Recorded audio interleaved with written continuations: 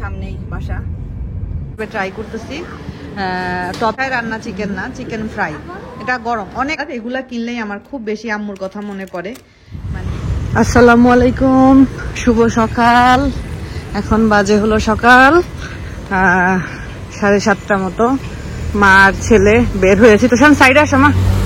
মা আর ছেলে বের হয়েছি, একটু হাঁটাহাঁটিও হলো সকালবেলা।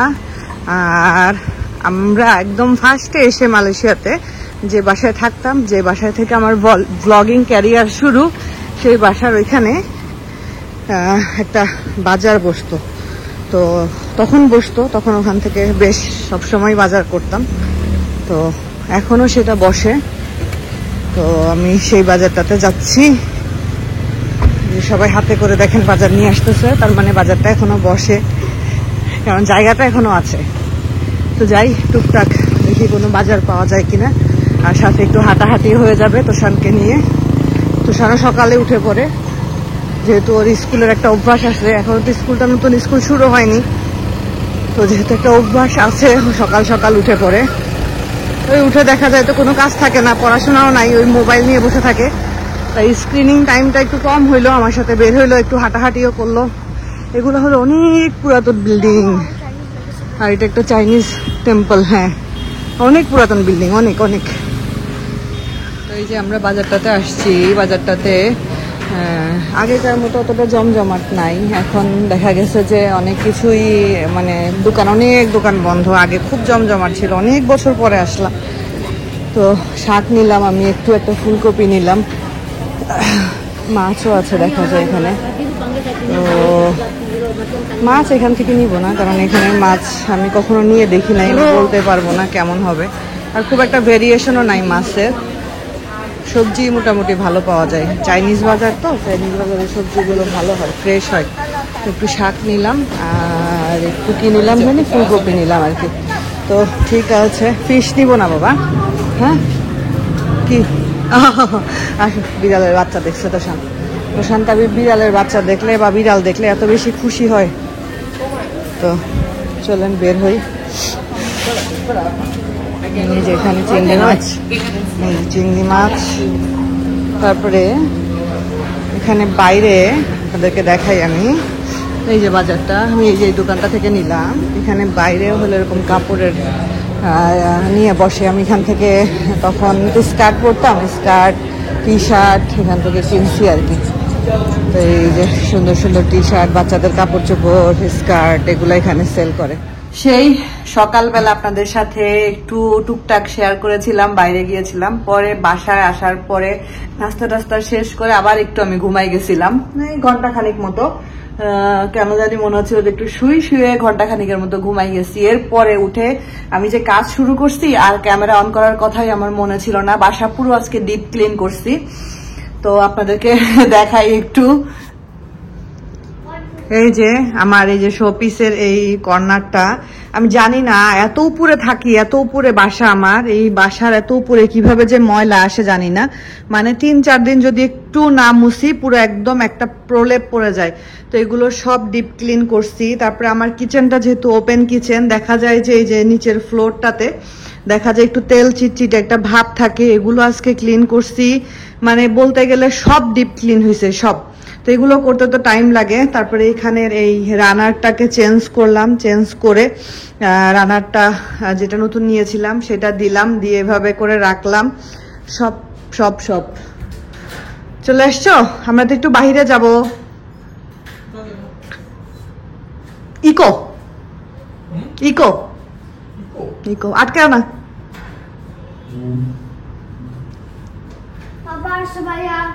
ওরে বাবারে, সোজা হয়ে গেছে বকা খেয়ে।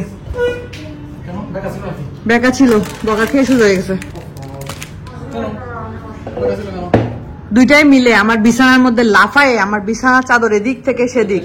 তারপরে বকা সকা দিছি, দেওয়ার পরে কতক্ষণ কান্নাকাটি করলো। সোটা এসে বলতেছে, আম্মু আমি আর ভাইয়া 50-50 করছি।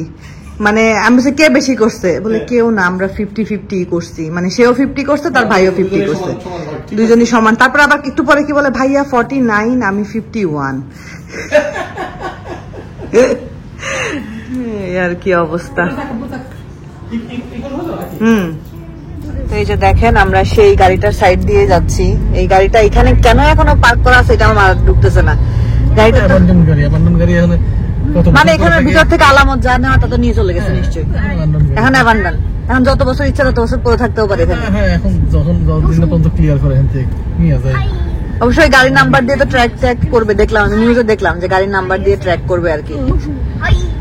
গাড়ির ওনার গাড়ি আমার অফিসের সামনে ওই পাশে কত বছর ধরে পড়ে আছে একটা গাড়ি, মানে গ্লাস ভেঙে পড়ে আছে, পার্কিং স্পট দখল করে আছে।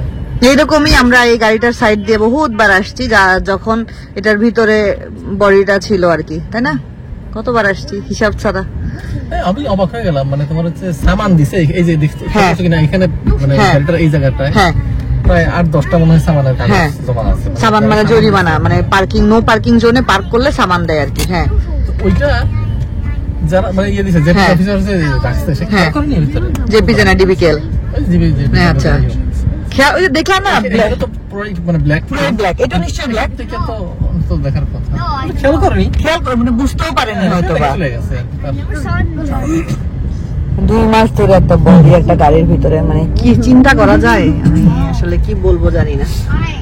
তো আমরা ইকো শপে আসছি, আমি একটু এই যে ফ্লোর ক্লিনার নিব আর কি। কোন ঘ্রাণটা নিব? ল্যাভেন্ডারটা নিব। ফ্লোর ক্লিন করলে ল্যাভেন্ডার একটা ঘ্রাণ আসবে, এটা নিব। নাও এটা নিয়ে নেই তাহলে। তারপরে আমাকে আরো 2-1টা জিনিস নিতে হবে, আমি সেগুলো নেই। তাবি বেশি তো খেলনার সাইডে ঢুকে গেছে। 2-1টা জিনিসের মধ্যে হ্যাঁ আমি একটু ইয়ে নিব, কিন্তু এগুলো না। এখানে খেলনা নিতে and also food খাইতে। তো খেলনা নিতে আর ফুড খাইতে আসছে, এগুলা না, অন্য একটা জিনিস। ওই যে আমার রান্নার চুলাটা, ডান সাইডের চুলাটার সাথে সাদা দেওয়াল না, দেওয়ালটা ওই যে রান্নার সময় সিটে দেওয়ালটাতে লাগে, তো কিছু প্রোটেক্টর আছে, এগুলা না, অন্য টাইপের কিছু প্রোটেক্টর আমি এখানেই দেখছিলাম। ওগুলো কোন দিকে? ওইগুলার প্রোটেক্টর নিতে চাচ্ছিলাম আর কি, যাতে ওই বোঝা না যায় আর কি।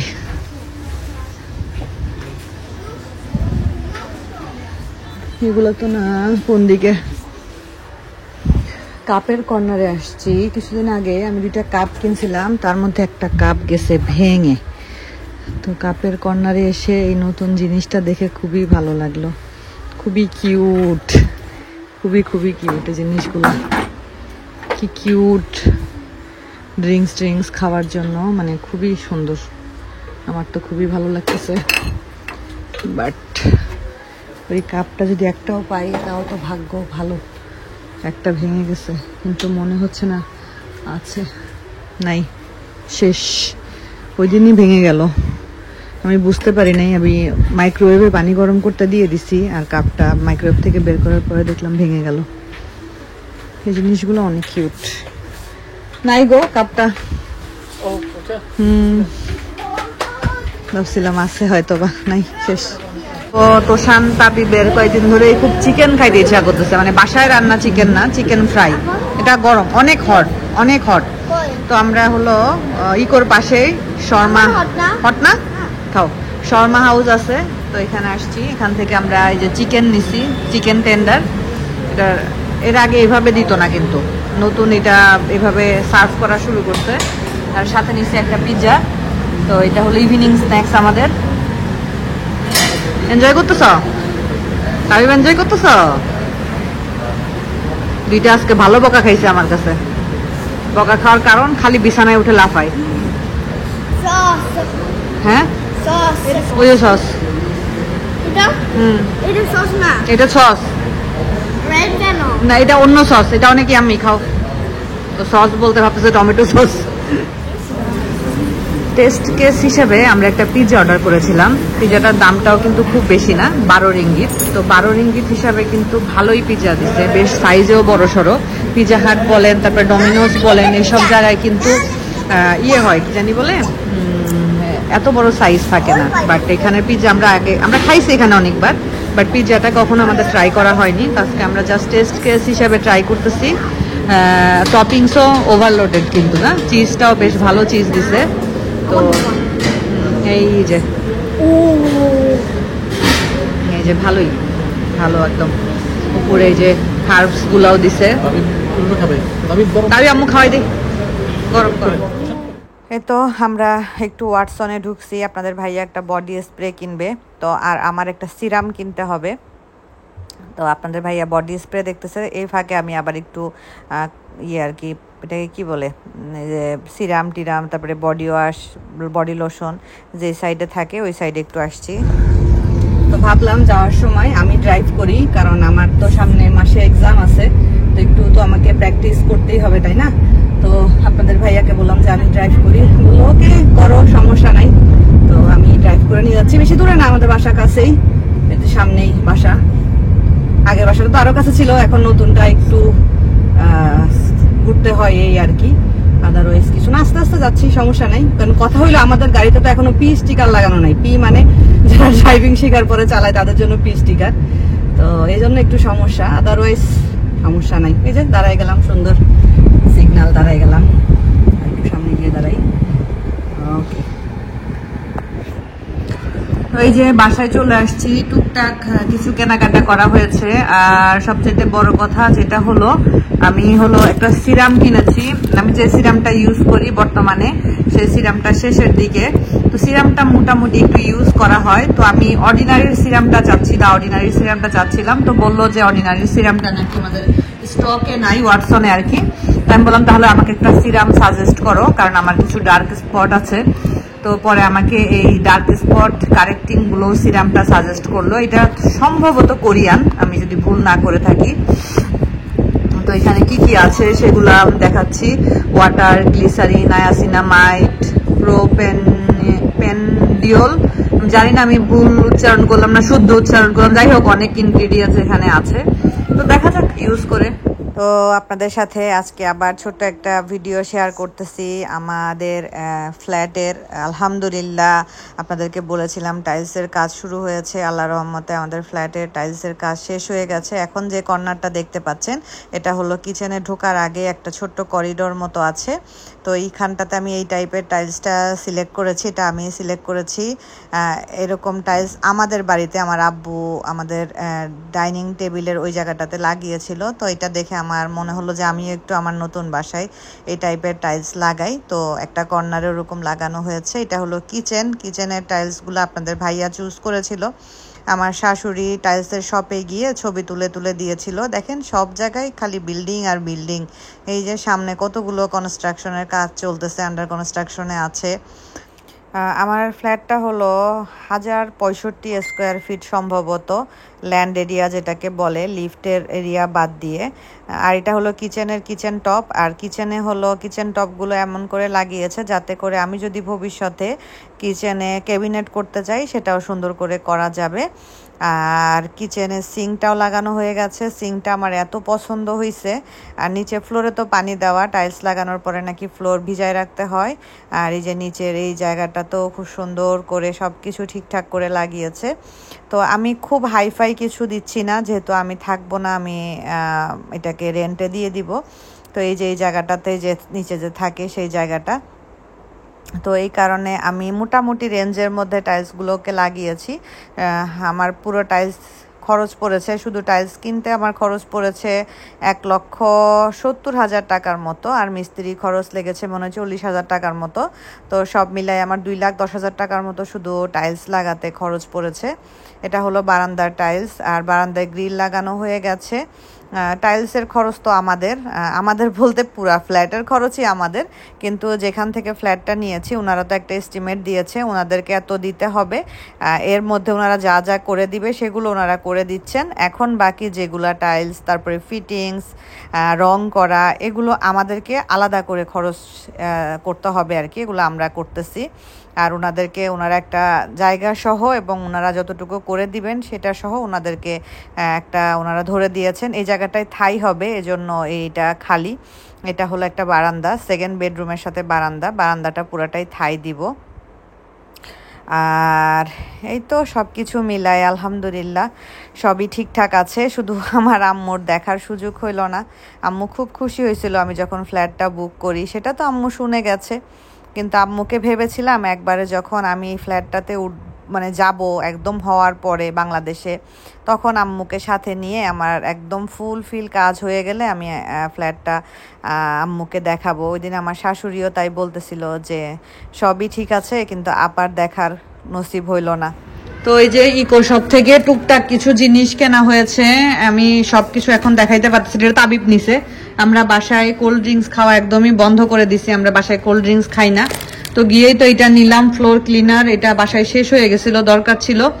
তো ইকোতে আজকে এই ফার্স্ট টাইম ইকোতে ফ্রি পাইলাম কিছু। ইকোতে আজকে আমাদেরকে কেনাকাটার পরে এই প্লেটটা ফ্রি দিয়েছে। কি উপলক্ষে দিয়েছে আমি জানি না। তাবিব সাউন্ড কমাও, সাউন্ড কমাও।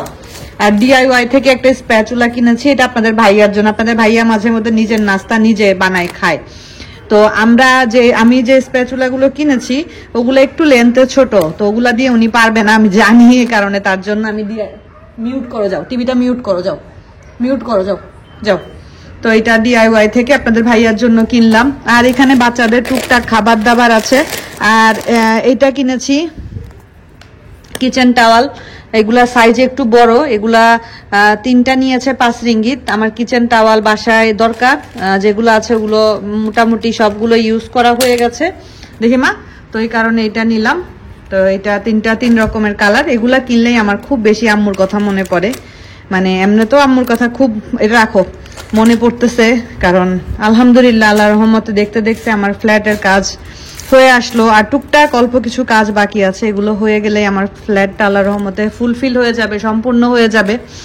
তো এই টাইমটাতে এমনি তো আম্মুকে অনেক বেশি মিস করতেছি, তার মধ্যে এটা দেখে আমার আরো বেশি মনে পড়লো, কারণ আমার আম্মুর সবসময় মালয়েশিয়া থেকে গেলে চাহিদাই থাকতো এই টাইপের জিনিসগুলা। তো এটা একটা আমি ছোট্ট একটা কিনেছি, এটাকে কি বলে, লাইট আর কি। এটা একটা কাজে কিনেছি, সবই কাজের জিনিস আর কি। এখানে খাবার দাবার এইসব, এছাড়া তো আর দেখানোর মতো কিছু আমি কিনেছি বলে চোখে পড়তেছে না। হ্যাঁ, আর কিছু নাই, এগুলাই। ও তারা কি জানি কিনছে, এই নাও, সে কিনছে। আর তোষানো একটা কি জানি কিনলো, এটা কি জানি কিনছে, এটা লেগোর কি জানি একটা, জানি না। যাই হোক, ইকো শপে এদেরকে নিয়ে এজন্য যাইতে ইচ্ছা করে না, গেলেই কিছু না কিছু তাদের নিতেই হবে, এরকম আর কি। তো এগুলো আপাতত এখন এভাবে থাক। এই জিনিসটা আমি আপনাদেরকে পরে দেখাবো এটা কেন কিনছি। আর এগুলো এভাবে থাক, এখন আর কিছু করব না, কালকে সব ঠিকঠাক করব, গোছগাছ করা হবে কালকে সবকিছু।